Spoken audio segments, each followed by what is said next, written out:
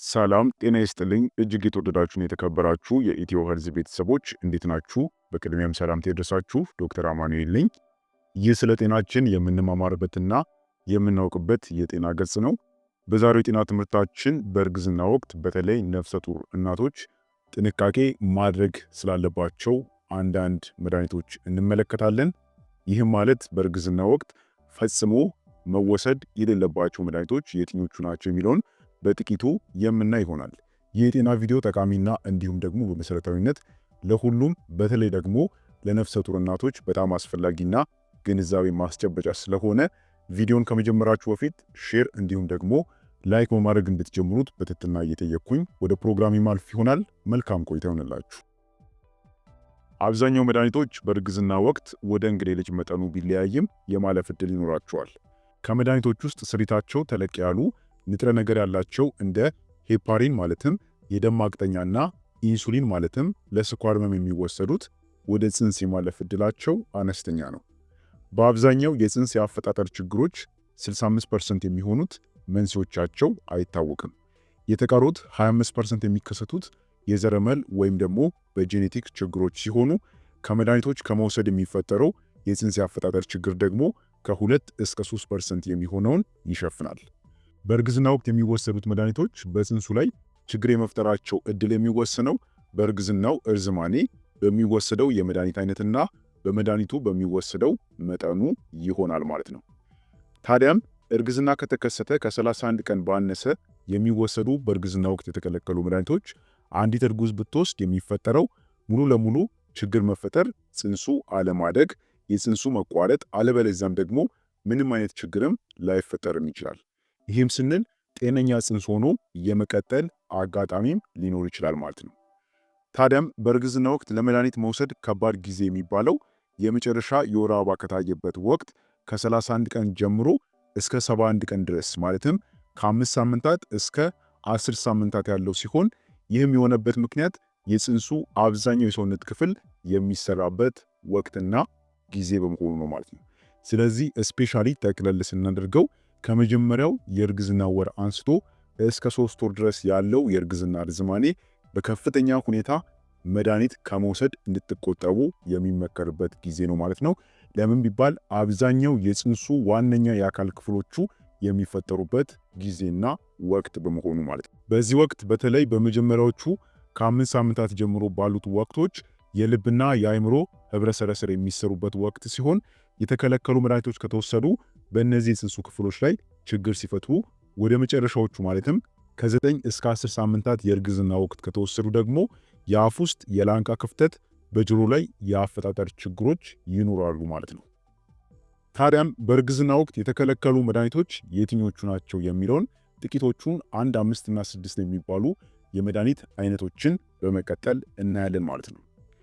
የመጀመሪያው በእርግዝና ወቅት ፈጽሞ የተከለከሉ መድኃኒቶች የሚባሉት ለሚጥል በሽታ የሚወሰዱ መድኃኒቶች ናቸው።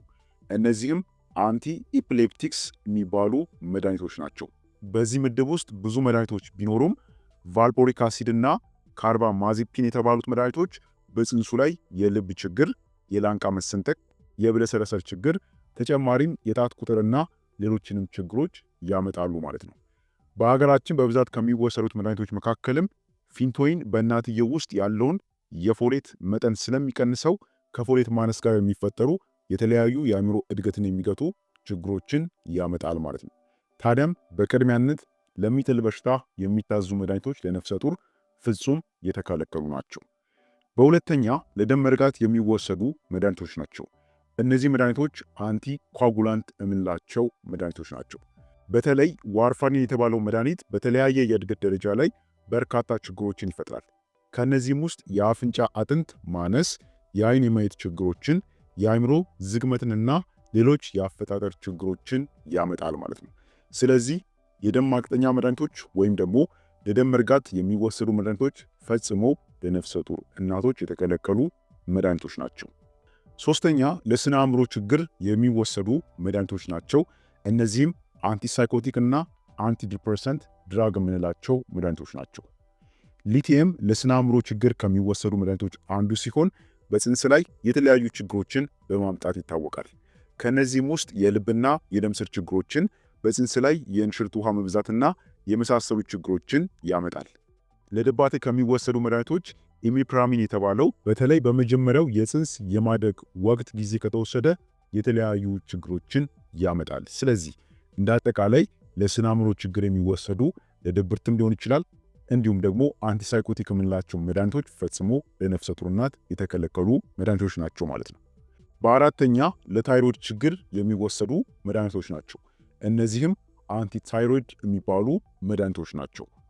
ፕሮፒል ታይሮሲንና ሜታሚዞል ለታይሮይድ ሆርሞን መብዛት የሚታዙ ሲሆን በጽንሱ ላይ እንቅርትን ሊያመጡ ይችላሉ። ስለዚህ ነፍሰ ጡር እናት ለታይሮይድ ችግር የሚወሰዱ መድኃኒቶችን ፈጽሞ መውሰድ የለባትም፣ የተከለከሉ መድኃኒቶች ናቸው። አምስተኛ ደግሞ ለደም ግፊት የሚወሰዱ መድኃኒቶች ናቸው። እነዚህ መድኃኒቶች ደግሞ አንቲ ሃይፐርቴንሲቭ ድራግ እንላቸዋለን። በተለይ ደግሞ ኢናልፕሪል፣ ካፕቶፕሪል እና እንዲሁም ደግሞ ቫልሳርታን የተባሉት መድኃኒቶች የጽንስ የኩላሊት ችግር፣ በማህፀን ውስጥ የመቀንጨር፣ የውሃ ሽንት የመቀነስ በዚህም የተነሳ በእግርና በእጅ የአፈጣጠር ችግሮችን ያመጣሉ ማለት ነው። ስለዚህ ለደም ግፊትም የሚታዙ መድኃኒቶች ፈጽሞ ነፍሰ ጡር እናት መውሰድ የለባትም። በከፍተኛ ሁኔታ ጥንቃቄ ማድረግ ያስፈልጋል ማለት ነው።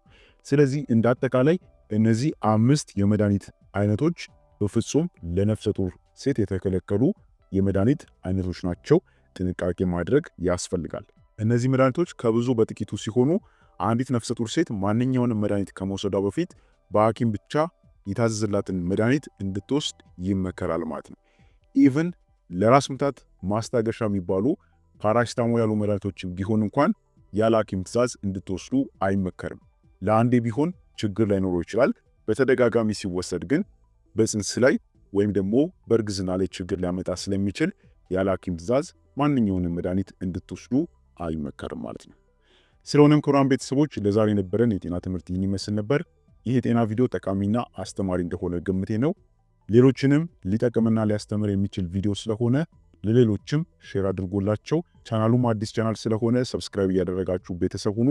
በቀጣይነት በርካታ የጤና ትምህርቶችን የምንማማርበት ቻናል ይሆናል። ለዛሬ በዚህ ብቃን። በቀጣይ ቪዲዮ እስክንገናኝ ቸር ሰንብቱ።